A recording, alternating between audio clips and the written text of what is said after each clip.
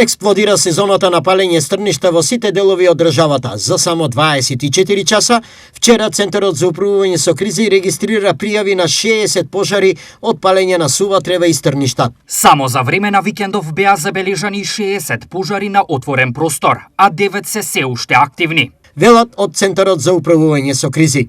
Ризичното палење во опасност ги доведува и шумите, бидејќи се пали и во нивна близина. Огромна, затоа што тревата е премногу висока, суво е, значи немаме врнежи веќе подолг период и многу лесно може да излезе од контрола тој оган доколку е запалено стрништето. Синоќа, поради палење на стрништа, неподносливо за дишење, но и ризик во сообраќајот, имаше на патниот правец помеѓу Чардаклија и Балван.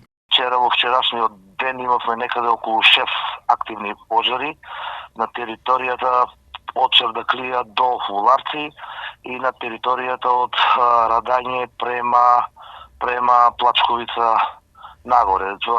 Од Радање беа запалени борчиња и на од Чардаклија према Вуларци имаме запалени стрништа.